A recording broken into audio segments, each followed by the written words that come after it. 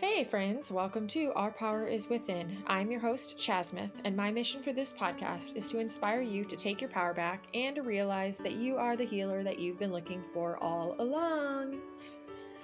If you are enjoying the content from this podcast and the guests that I've had on the show, there's a few ways that you can help support future episodes. First, you could click subscribe, and then you have every new episode waiting for you in your podcast library, and you won't miss a good one. Secondly, you could leave a 5-star rating and a quick review on Apple Podcasts if you feel like I have earned it. Or you could share your favorite episode with a friend on your social media and tag me at Our Power is Within. And lastly, at the bottom of the show notes, you will find a link directly to a tip jar where you can support future episodes if you do feel called to do so. Okay, so the past couple of weeks, we have been immersed in self-reflection challenges. There was a challenge where we were asking ourselves what we need. We checked in and asked ourselves where we were still giving our power away. We checked in and asked ourselves what ways we could love ourselves more, or what way we could love ourselves that we feel like we've been needing lately. And this week, I want to take all of that and put it together and make a declaration. The declaration is called, I'm the kind of person who fill in the blanks. I'm the kind of person who, whatever you feel called to declare for yourself. So here's some examples. Maybe you're the kind of person that goes into nature every day. Or you're the kind of person who gets sunshine every day. Or you're the kind of person who exercises every day. Or you're the kind of person who can eat anything he or she wants. Or maybe you're the kind of person who loves dancing and being silly. Whatever it is, declare it and then decide what action steps that you need to take on the daily to be that person. So, for example, if you're the kind of person who dances every day, but one day you get out of bed and you're just feeling too ill to really get up and do much with your day, is it possible that you could still turn on some music and sway side to side or move your arms or your legs and dance while laying down and feeling the music in your body? The opportunities here are truly endless. So what I encourage you to do is stand in your power and in your truth and declare the kind of person that you are today, and then let that person shine, shine, shine, shine, shine, shine, shine. Okay, right now, seriously, you guys, as we speak, my dog thinks that I'm food and she thinks I'm her toy bone and she's trying to eat me alive. Literally, she's gnawing on my arm like it's a toy bone. Thought I would just share that with you. Oh, she is a ham. She's a funny girl. A funny, funny girl. Okay, so our guest today is Liz Wiegardt. Liz is here to share her inspiring healing testimonial. And if you're actually in the DNRS community, you might be familiar with this name. And if you are not, then you are going to become familiar in just a short while. Liz has such a lovely story, and she's just honestly an absolute lovely lady. I really encourage you to check out her blog.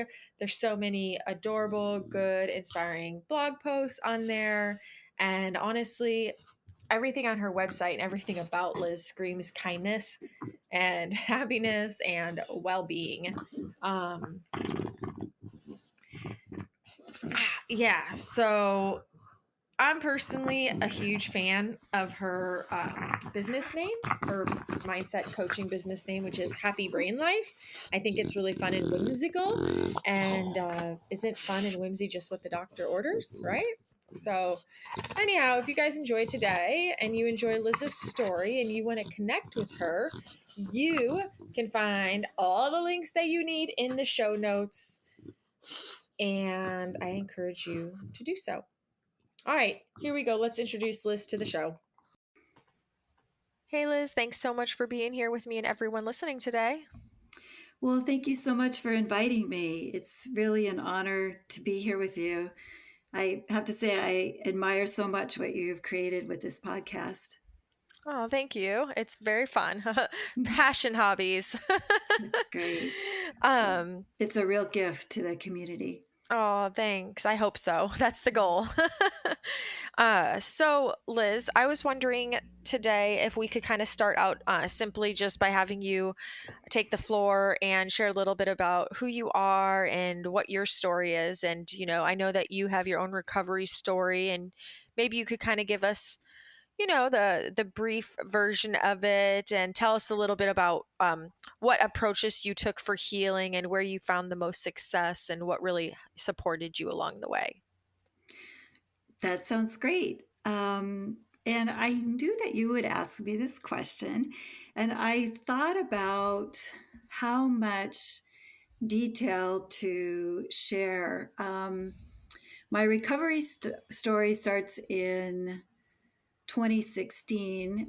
And at that time, I was 56 and really had been dealing with um, chronic mental and physical conditions for most of my life. So my story is like about half a century long, and that's a lot to try to compress. But I know when I listen to other people's recovery stories, especially when I was just in the early stages of trying to believe it might be possible for me to recover, it really helped me to hear a bit more of people's stories and not just their diagnoses. Mm-hmm.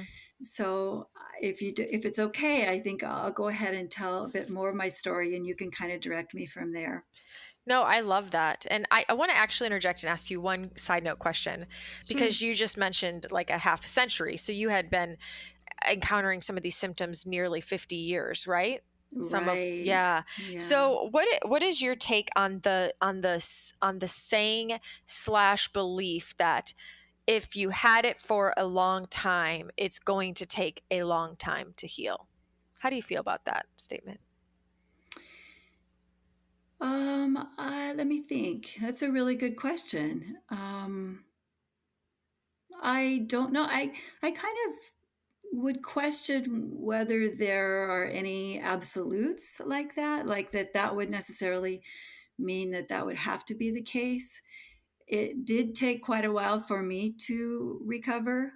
Um, and part of that, I think I had a belief that I really would not be able to recover because I had had symptoms for so long. So I don't know. What do you think about that? Yeah, well, I was wondering because it's one of those things. It's kind of like what you just said. You thought you took a long time because you had this belief that maybe you couldn't, and I do wonder. It's fair to be realistic and not have like a outrageous expectation that then if we don't meet it, we lose hope or quit early.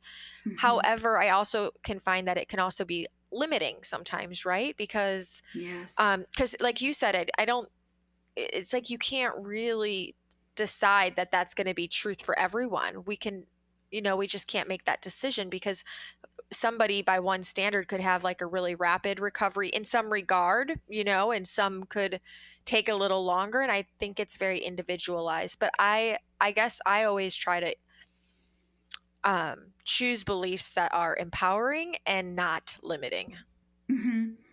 I think that's a great approach. And just to say, everyone is unique and an individual, and everyone's healing journey is unique and individual. Yeah. So, yeah. Yeah. But anyhow, yeah, you can continue your story from thank you. Okay. Well, my story really starts with childhood. I would say I grew up in a family where there was a lot that was great, but there also was a lot of mental illness and abuse and substance abuse. And I now, with knowing so much more about our brains, I think about myself as a young child and my highly sensitive brain kind of trying to figure out how to navigate the world with these people that I love so much who were really struggling and weren't very kind to each other, often really the opposite of kind. And so I have a lot of compassion, and I by the time I was in high school, I was struggling with depression, anxiety. I was sick a lot, But I was very focused on getting out of my family, and so I worked hard and got a scholarship and went off to college, which I thought at first was great. I thought, oh, this is freedom. But what I didn't know then was that my external circumstances had changed, but my brain was still the same brain, and I still had a lot of the same sort of genetic challenges and also a lot of unhelpful neural pathways. So by my second year of college, I had my first big crash where I was very, very depressed and filled with anxiety, and also starting to deal with some really mystery physical symptoms like hives the size of golf balls and a lot of GI problems. And I just was all very strange and mysterious. And so I ended up leaving college and started psychotherapy. And really, that was really, I would say, where my healing quest began. And I was able to, kind of get into a better place. And I met the man who would become my husband, who was a really great stabilizing, healing influence on my life. And I started doing lots of psychotherapy and body work and just really trying to figure out like how to be healthier, how to create a different kind of life for myself. And I did pretty well. I mean, I would say in my 20s, my biggest challenge physically and emotionally too was just that I had a lot of PMS, and so I was just reading everything I could find, and I started tracking and trying to see like what helped me to feel better, foods and exercise and stress reduction and meditation, and just really on that quest. And I was able to, finish college and get a graduate degree, and got married and had a baby. And things were going okay. I mean, I still had a lot of ups and downs, and both physically and emotionally, but I was doing okay. And then when I was 33, I had my next big crash. And then in DNRS, the program that I did, the dynamic neural retraining system, the brain retraining program I did to recover, they talk about the perfect storm. And so I can look back and say, okay, the perfect storm in that time for me was that my youngest brother died tragically in a drowning accident. And my daughter was about 2.5 years old, and I was working in a job where I had to travel a lot, and it was pretty high stress, and it was great until I had her. And then I just didn't want to do those things anymore, but I didn't really know how to get myself out. So I was under a lot of stress, and there are things I wasn't happy with in my marriage, but I just had no skills even though I've done so much therapy, I still really didn't know how to feel my emotions or express my emotions, or ask for what I needed, or all those things. And so when I was at that time, then I just had another big crash physically and emotionally. And I ended up going to that would have been like 93, and there just this idea of integrative medicine or alternative medicine was just starting, and I went to one of the first integrative practices in San Francisco, and I got this diagnosis of adrenal fatigue, and that kind of opened me up to a whole new area for learning. And I kind of pulled myself out of that and got to be more in a better place again, but still just not super resilient. I was doing okay, and I was doing a lot of tracking, like I love data, so I would have spreadsheets and tracking like what could help me feel better and what was making me feel worse. And it was going along okay. And then when I got to be 46, I was just experiencing just really tremendous fatigue, just at a whole other level that I ever had before. And my husband kept saying, like, well, why don't you got to go see the doctor? And I'm like, no, I just need different supplements, or I need to rest more. And finally he convinced me, and I went to the doctor, and she said, well, do you know you have a huge heart murmur? Which I had never heard. And I realized I don't think that anybody was listening to my heart very, very often. So it turned out that I had a congenital defect in my heart, and I ended up having open heart surgery in 2006, which was very helpful. My heart had been kind of in the early stages of heart failure, and it was all kind of intense and dramatic. And the surgery saved my life, and it was really helpful. But afterwards, I noticed that I'd always been kind of sensitive to smells, and that started to get much worse. And there were other things, just weird things. I think that, from DNRS, we talk about the limbic system. And I think my limbic system just went to a whole nother level of kind of hypervigilance with that surgery experience. And then about a year or two later, I started to kind of have these autoimmune type symptoms with a lot of inflammation in my chest, with like pericarditis, the lining of my heart, and pleuritis, the lining of my lungs, and esophagitis, and just all these, just was very focused in my chest, all this inflammation. And my doctor said, we can see that, your blood tests are showing high levels of inflammation. We don't know what's causing it, but it's some kind of autoimmune process, and we just have to wait and see. And here's some pain meds.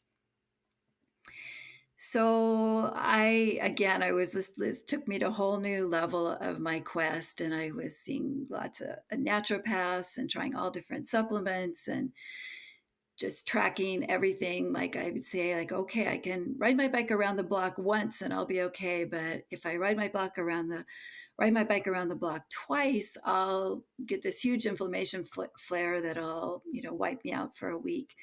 So just my life just started getting more and more limited. But I still was managing, still working, still just coping.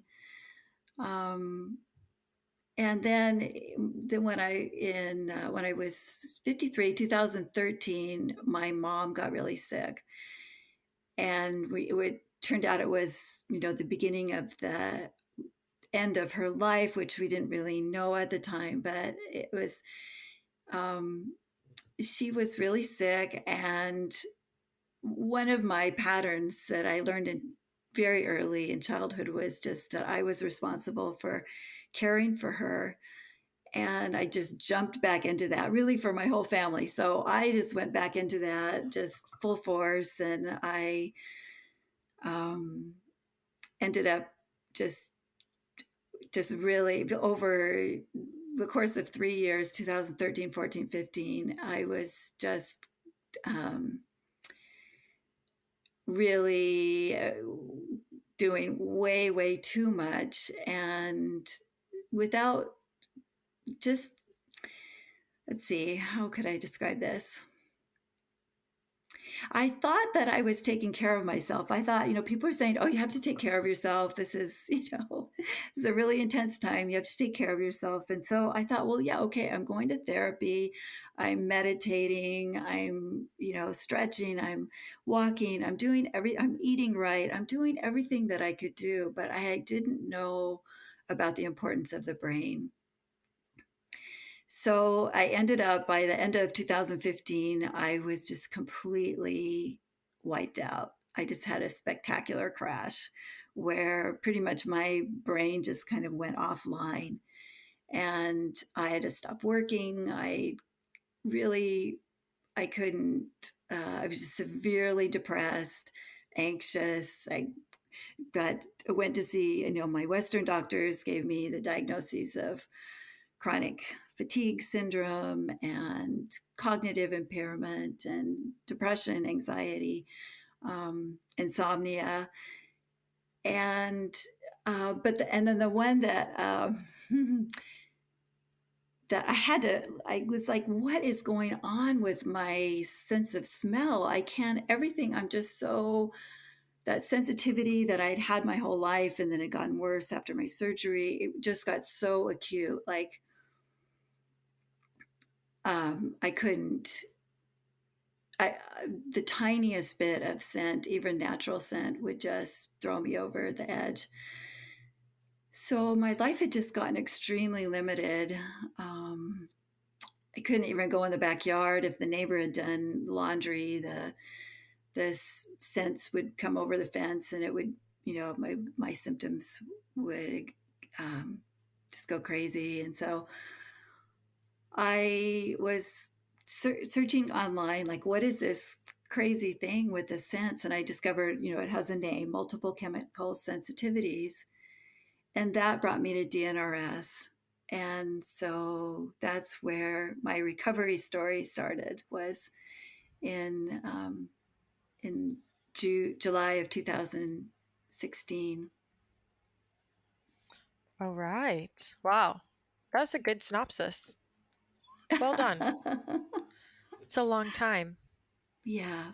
So it's kind of like it's nice, it's not nice, but it's interesting how you kind of pointed out that you had these multiple layers of crashes. Like there wasn't just one perfect storm. It was like, here's one, okay, I'm gonna get better enough, but I'm not really great, I'm just getting by. But then here's another one, it's just that building effect over time. Like looks like it was around one each decade in a sense. Yes. Yeah.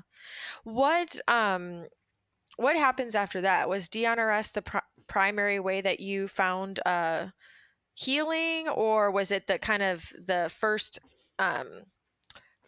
modality or tool that really expanded your mind, and then you started integrating other things? Like, what was really the ticket for you?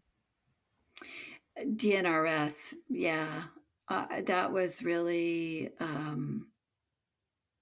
it for me. It took a long time, but I just really went all in with that. How long did you spend doing it?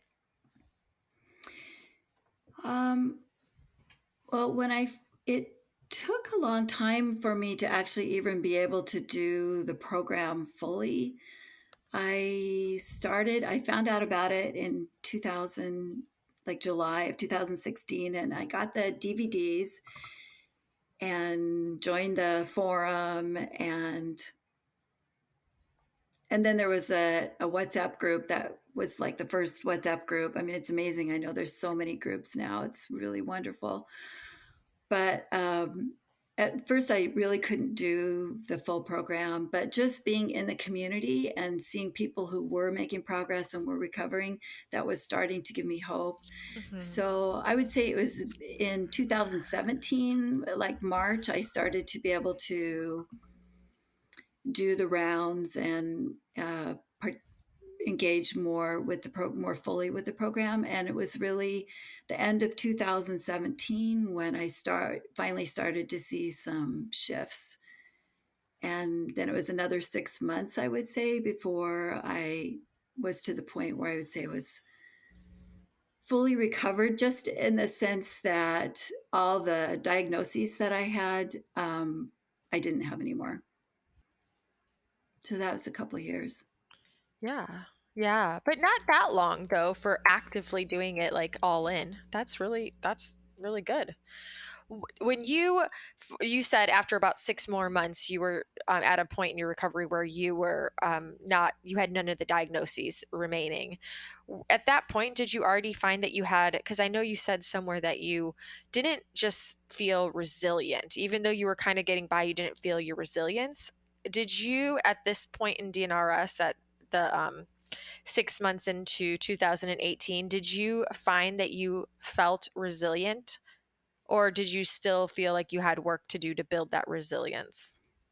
Mm, that's a really good question. Yeah, I think that I still had work to do. And actually, I would say I'm still doing that work.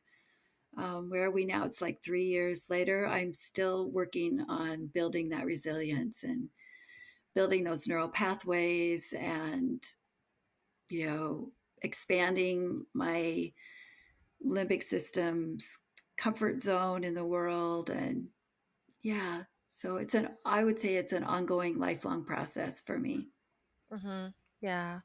And what are some of the ways that you support your nervous system and support this build of resilience? Hmm, good question. I do a lot in my everyday life. I do a DNRS round every day. I still love the DNRS round, so I do one of those every day. I have a few DNRS a few friends from DNRS that I did buddy practices with really regularly during my recovery, and I still um, do those like every couple of weeks or a month, once a month or something. So that's ongoing. I also work with Joe Dispenza's meditations now. I find those helpful.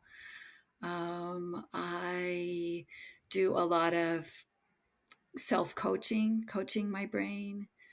I just really try to focus on doing what lights me up. Um, I I focus on elevating my things that elevate my mood and make me happy, but I also have learned about the importance of being able to process emotion and not repress it. So lots of things. Mm-hmm.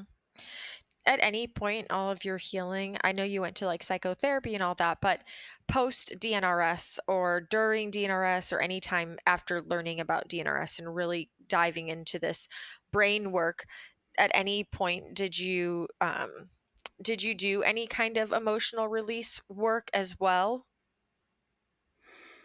Hmm. And would that be like the Sarno's work? Are you thinking, It or? could be because I think there's like a lot. Yeah, I mean that's just one way of yeah expressing emotion and letting it move is through the writing. But I think there's different options, or Different maybe even options? somatics where you're kind of learning how to move the energy in in the actual body. Yeah, that isn't something that I've explored directly. I have friends through DNRS. I have friends who've gone on to explore different things, and they've told me about things. And so I have done more of the writing, the journaling. I find that helpful through coaching, doing mindset coaching training. That I learn more about processing emotion through the body, but still, it's still very kind of mentally focused. It's not, I haven't really done that, anything that's body. So I'm going to have to look into that. Somatics. Yeah. Thank you. I'll check that out. Yeah. And where do you feel like you're at today? Like, do you feel like it's just a totally different life now than when you um, had that first encounter in your second year of college? 100%. Yeah. Yeah. I feel so grateful, Chaz. I mean, I cannot even believe here I am, in my 60s, and I have this whole new life. It is just such an incredible gift. I just, yeah, it's like a miracle. Every day feels like a miracle to me. What were some of the big changes that came out of this? Because a lot of times I hear about, people that do this work, they're walking the path, and a lot of us learn like that there were some things that needed to be realigned on our path, and sometimes we discover we have to like make some hard decisions and all in all in for the good of ourselves, you know. But do you know of any kind of big changes that you've encountered? Like, did you go back to the old job, or did you get to a point where you had a reframe and knew you had to shift into something new? Did you stay with the husband, or did you decide that that wasn't gonna, you know, like, did you learn how to just create boundaries and ask for what you needed, or did you part ways? Things like that. Yeah, that's a really good question. And the husband definitely stayed with, like, that is Oh, such an yay. amazing gift. I mean, we've been together, gosh, it's almost 42 years now. Wow. And I just feel so grateful because he he's just been this steady, constant, stable, loving force in my life as I've just been going through all this journey of healing and learning and growing. And I am just so, so grateful. And now Mm. we get to have this whole new life together. I mean, we had these dreams of traveling, in retirement, and he's a little bit older and kind of getting towards semi-retirement, I guess I would say. But and then when I was sick, it seemed like we're not going to be able to do any of that, and it was, we really, that was really hard. I felt really bad, but now it's like we have this whole new life together. It's very exciting, very fun. Um, in terms of things that I did have to leave, like, when I crashed at 19, I needed to leave that college and kind of figure out a different path there. When I crashed at 33, I needed to leave that job and figure out something different. And then the same when I had the crash when I was the one that brought me to DNRS. It's like I really thought I wasn't going to be able to work again. And then when I realized I could go back to work, which is very exciting, I thought, but I don't want to go back to accounting. I loved accounting. It was great. I know most people don't like accounting, but I loved playing with numbers. And it was a perfect job for me. During that period of my life, but I didn't want to go back to that. And I thought, now I have this opportunity. So that's brought me into coaching and creating a coaching business, which has been super exciting. That's And awesome.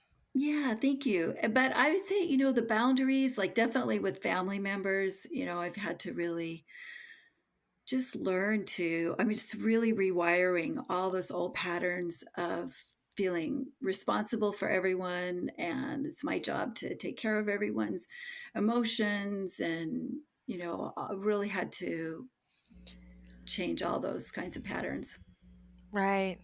What do your like immediate family members say about you and your shifts that they've seen since you started DNRS, you know, like your children and or your husband?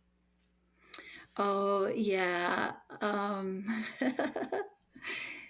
They're so happy. I mean, my husband and my daughter is 30 now, and okay, I'll just tell you one story about my daughter. Like, when 2018, when I was doing much better, I mean, she was so wonderful during the time that I was sick. She was coming home every month, and just she was so supportive. And my husband too. I'm so grateful to them. They just were just, yeah, amazing. But when I was recovering, and we went to they had this thing of going to spring training, the baseball spring training together in Phoenix, and they invited me to come in 2018. And well, they'd always invited me, but I never wanted to go. But I was like so excited to be able to travel, and so we went to the baseball stadium, and we're walking in, and my daughter Rachel, she's saying to me like, okay, mom, I know it's going to be really crowded, but we'll get to our seats. And then, you know she just was like all doing all these things of trying to take care of me. And I thought, oh my gosh, her whole life she has been like watching out for me, like, don't let mom get too tired, don't let, watch, mom has to watch what she eats, she has to do, like, it wasn't just me that was, really paying attention to all that. Like, she had grown up with that. And I felt sad. I really, but I also felt really excited and happy that she gets to have a new mom too. And we get to have this whole new phase of our relationship together. So, yeah.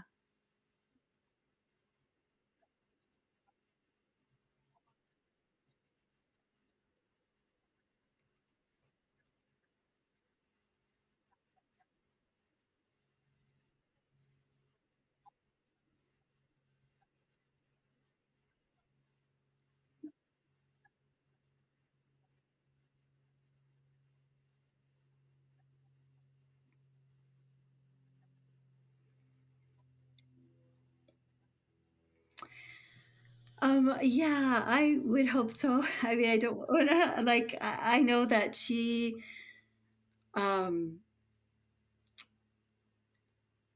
I hope, yeah, yeah.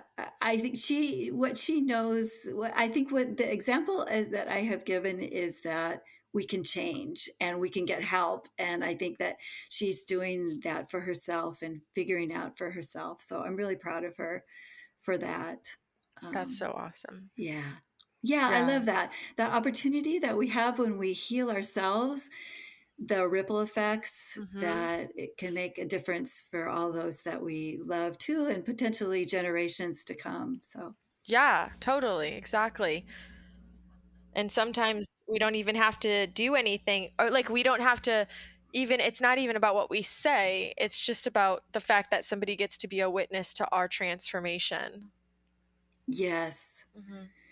yes, I definitely see that with other family members too. Yeah, who, yeah. So, When you encounter nowadays like a tough, or like I say a stressful period, what what's different in how you approach things now with the tools you have now as opposed to how you might have pre 2016?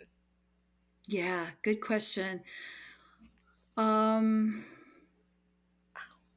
well, my pattern was always just to try to push through.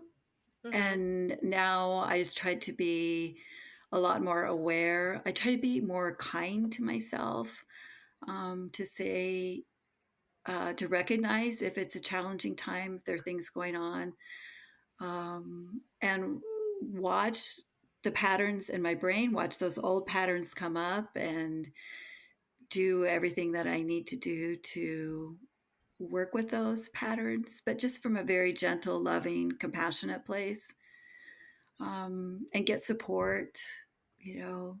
Um, yeah, I'm trying to think, but yeah, just mostly not go into that old pattern of just like, I just have to push through, I just have to get through this. Hmm. That's so awesome. Do you, speaking of self-kindness, because I know that when you go onto your blog and your website, that kindness and discovering ways to be kinder to ourselves is something that it seems like you're rather passionate about as I read through everything on there. Do you have ways that you would suggest to anyone listening, like ways that we can begin to be kinder to ourselves? uh, yeah, you're really right, you really picked up on that. That I'm very passionate about being kind to ourselves, and I think that has really come from as I've started to do mindset coaching with women who are, it seems the women who are come to me are incredibly kind, compassionate, generous, loving women who are kind to everyone in the world, but have a really hard time being kind to themselves. And I think there's a lot of reasons for that. I think there's a lot of mm, cultural conditioning, or uh, kind of get into that. But if we just say like, okay, so this, why, for whatever reason this is, but to help women, what I've learned, okay, so if you can be kind to, if you're kind to everyone else, you have those neural pathways in your brain of kindness.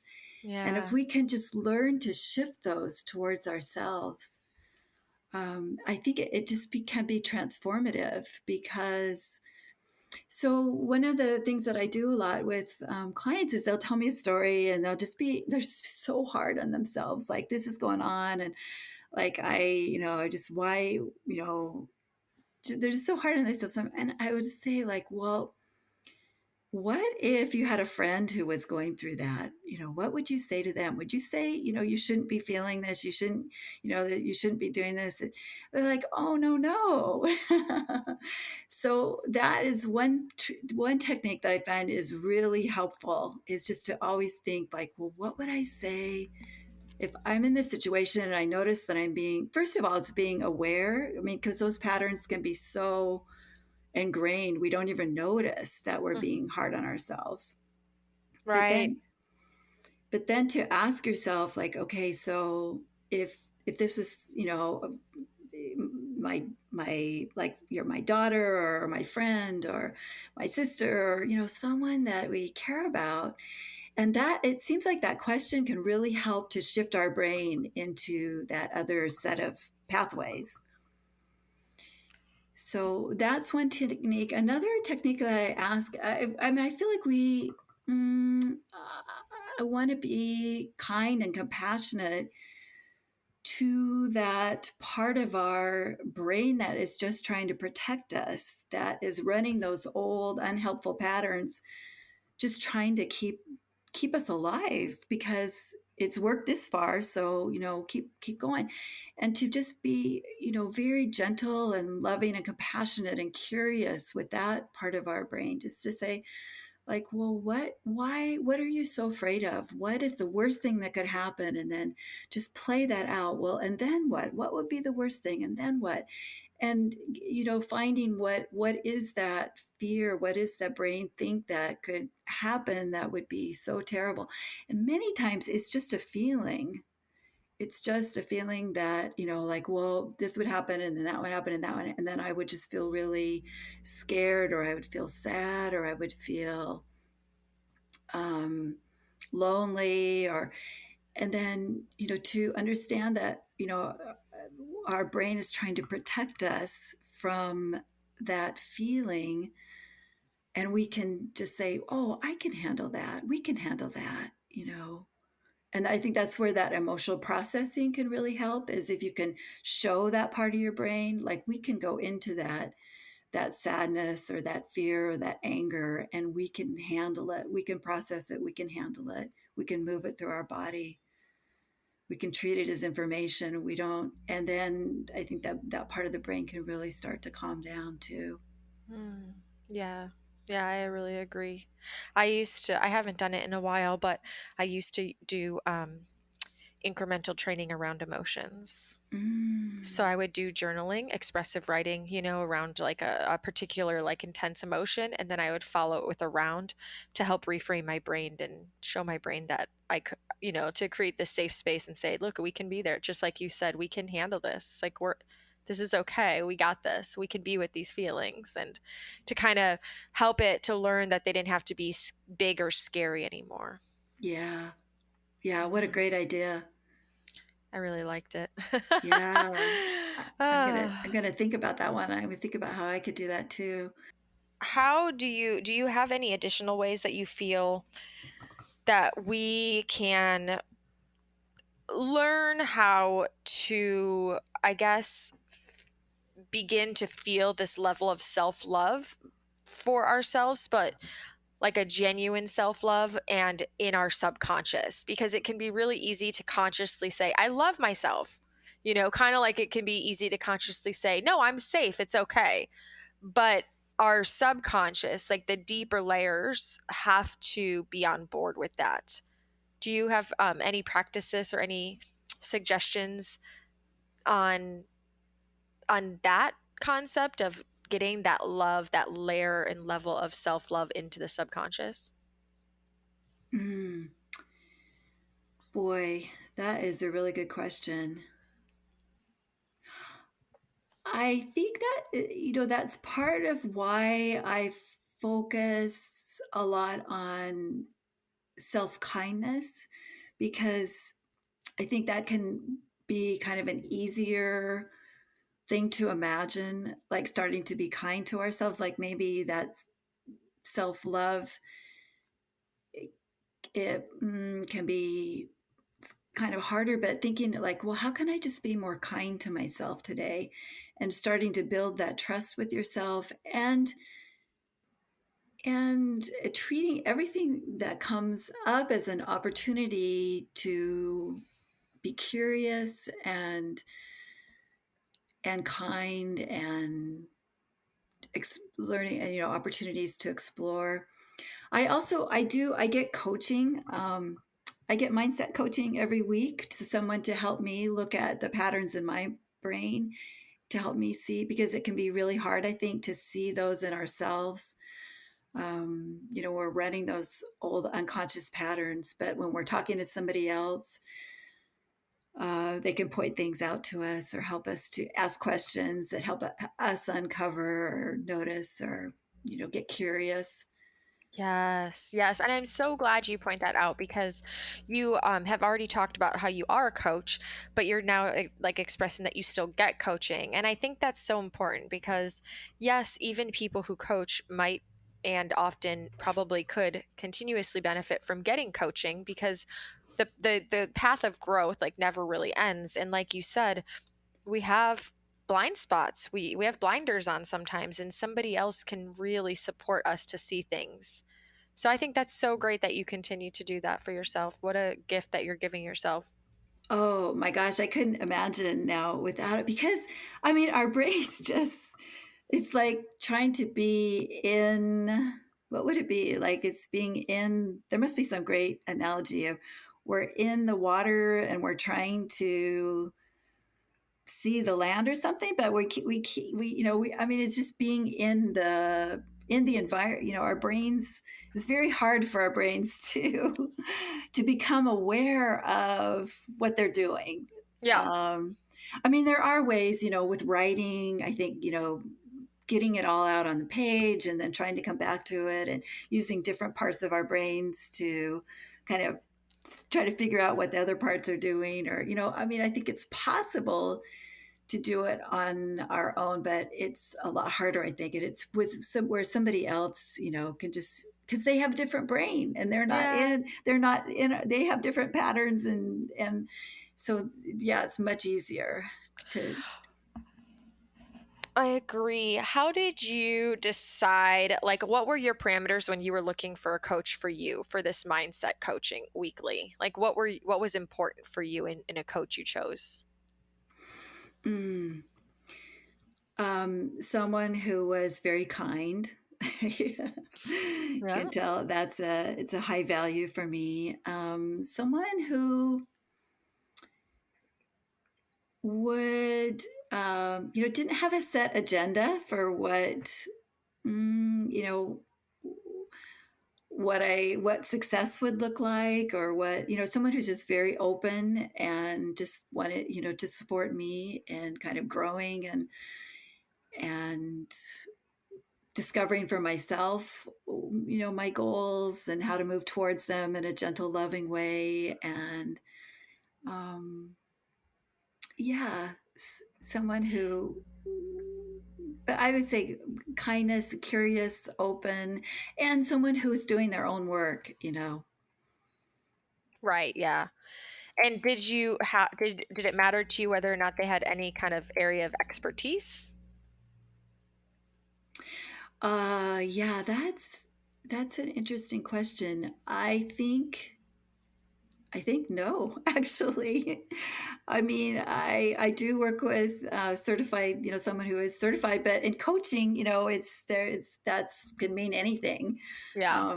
You could say I'm certified. It's like very wide open right now. But I did go through, where I work with someone who has gone through training, but yeah, That's yeah. awesome. Mm. What were the biggest gifts that you got through this whole more or less lifelong experience through all the hardship that you went through and overcame? Mm. Wow. Well, gosh, I mean, I kind of tear up actually. Like, I just feel so grateful for every day now. Just every day is a miracle. I feel like I've had these experiences where I really, kind of hit bottom, and to be in this place now where I just get to create a whole new life for myself and with my husband, with my daughter. So it's, you know, this gift of having this whole new life for myself, but then also with my relationships, and then getting to create a new career. I mean, there's so many gifts. There's so much we gain by going through those. I mean, I love the people, my favorite people. Like a lot of, well, I would say I have other favorite people too, but a lot of my favorite people are the people that I've met through the brain rewiring community. I mean, people just have so much depth having gone through these experiences. Mm-hmm. It's And true.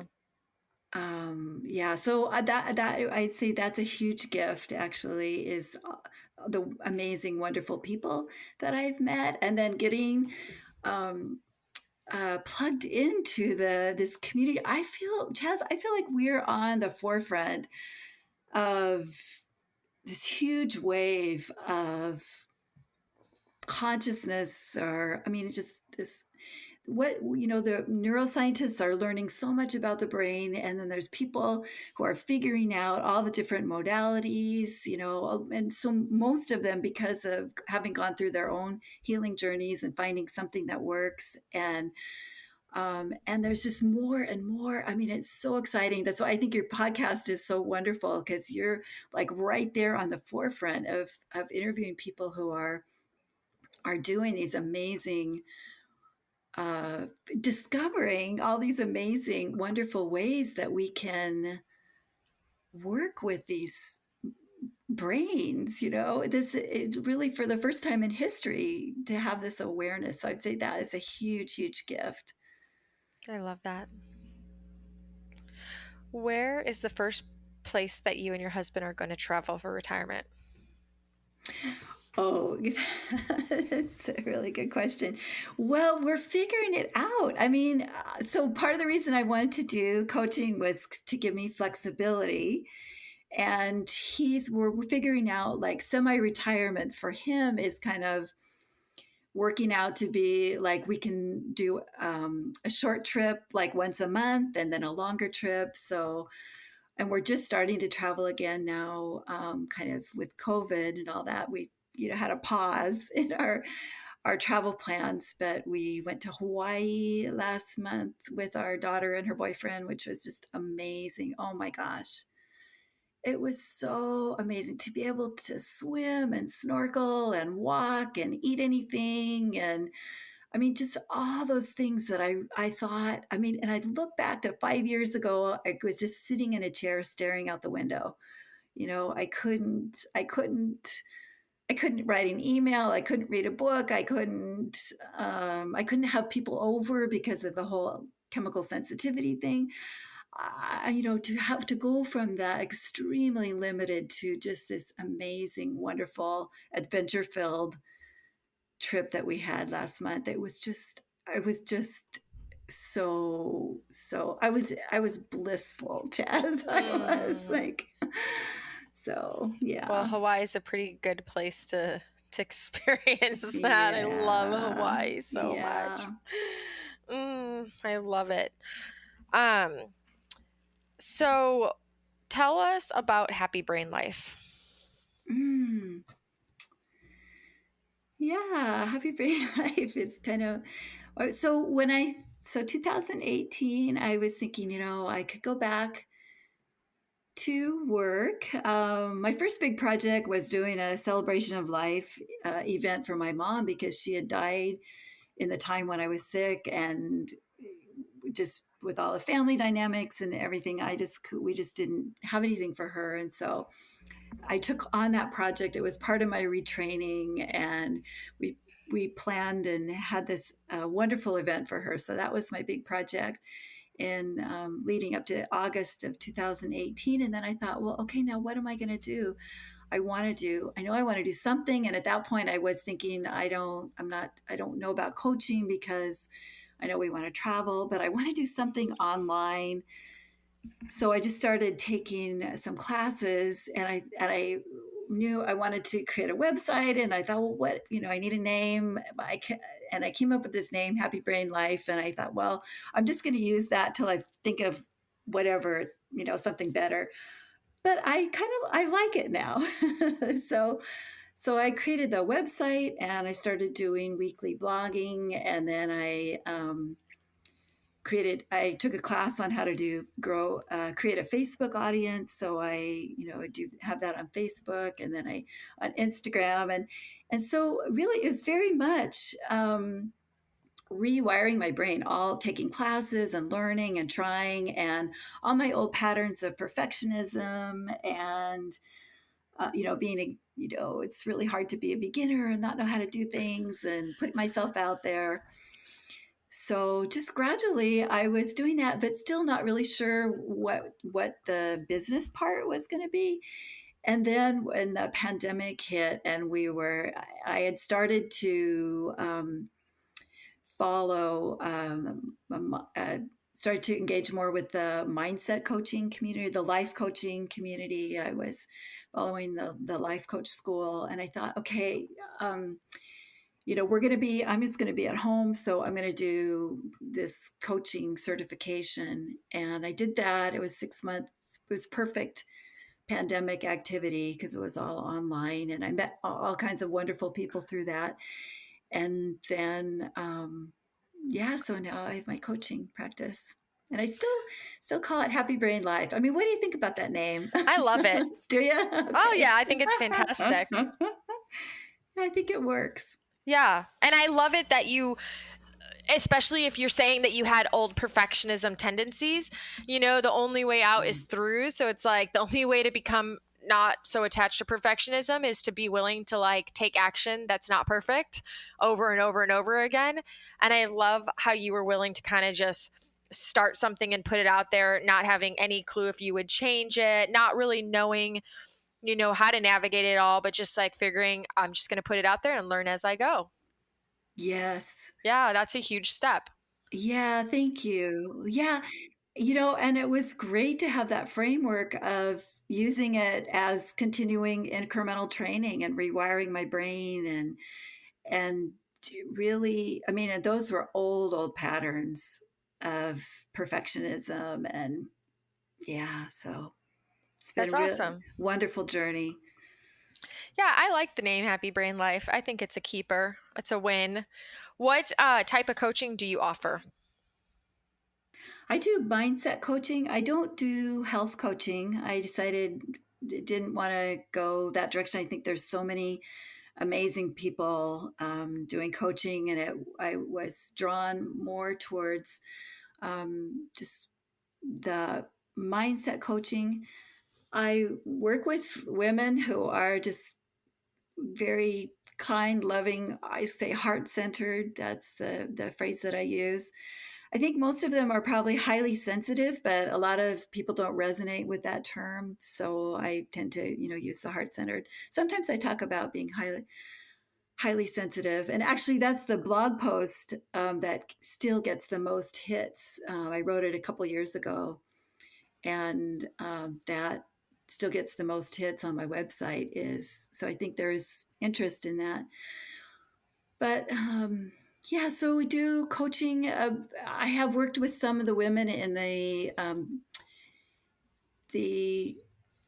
who are recovering in the recovering stage of chronic illness, and kind of in that integrating back into life, trying to navigate that.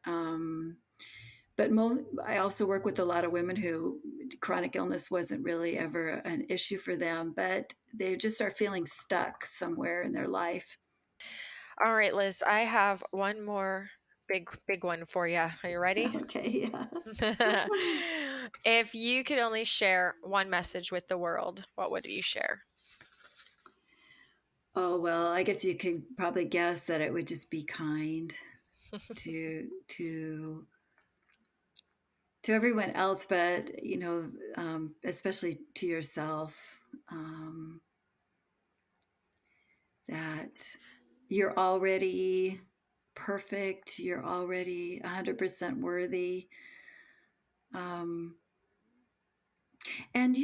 also, Chaz, I want to say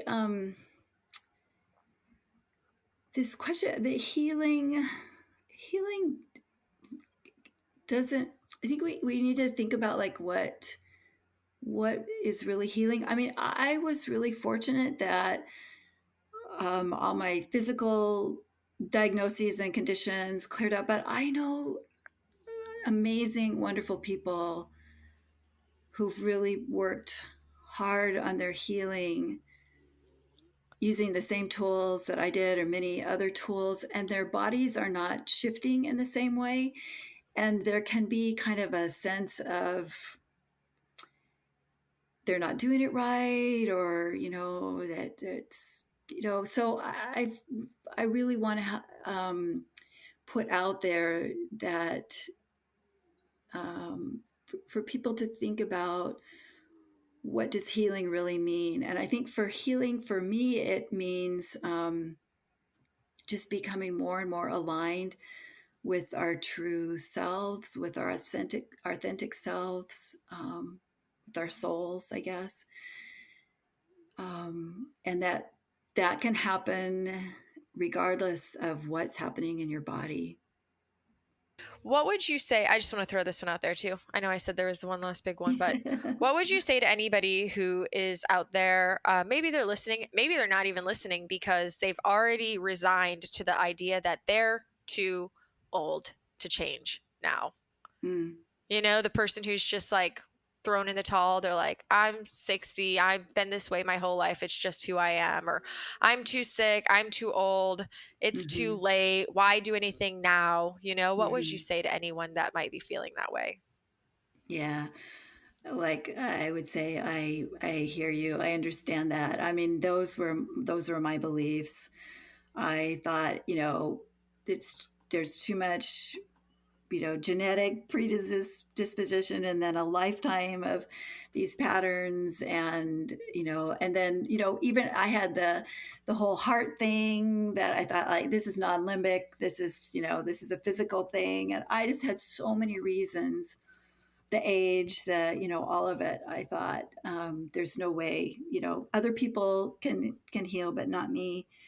I would say just be curious. I mean, I know it's so hard because, everybody in this community, I think, has been through on that journey of trying so many different things and having the hope, and then, it's being disappointed again. And I'd say just be curious and see what you're drawn to, what your heart, where's that flicker of hope, and just start exploring it in a very gentle, loving, kind, compassionate way, and just see what happens. Mm-hmm. Yeah. I just hear it a lot. I've heard it from my own family, like, oh, I'm too old. Oh, what's the point? And it's like, but you're not. You're still breathing. You're not too old until you take that last breath. Yeah. Because, like, for you just said, I have a whole new life now. Yeah. Had you just resigned at 56 and thrown in the towel saying you were too old, your life would be so different. Yes. Because it's like, it's that compound, no matter what, like, there's choices we make every day, and there's a compounding effect, Yeah. And like, as time goes on, they're taking us in one direction or the other, and some ziggly line in between. Yeah. You know what I mean, though? Like, Yeah. so, yeah. Yeah. Plus, I mean, the time is going to pass. Yeah. So, I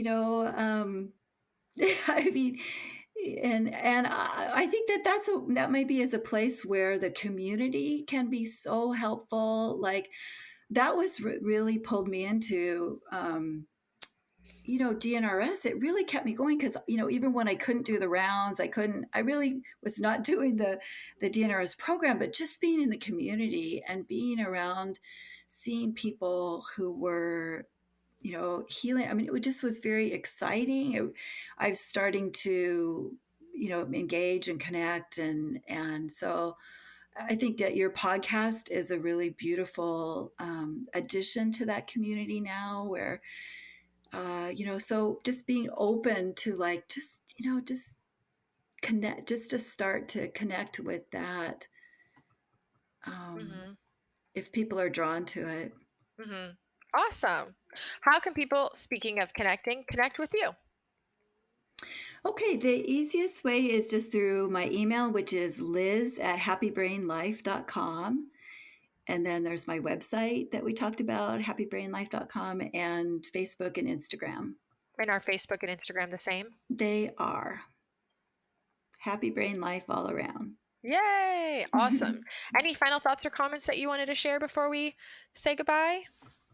Well, I just want to thank you so much, Chaz, for what you're creating here and for this gift of this opportunity to be here today and talk with you. And it was another great retraining opportunity for me too. So yay! I agree. I totally agree. And I totally get the retraining thing, because it's so much easier for me to be on this side. It takes a level of vulnerability and courage to show up and be the one willing to answer the questions.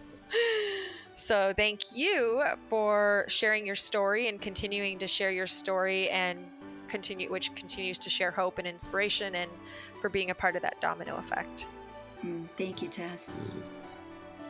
Another one in the books. I love testimonials. I really do. Speaking of testimonials, do you have a story that you feel called to share? Yeah, we want to hear it. We all want to hear it. So reach out to me and let's connect so we can make it happen.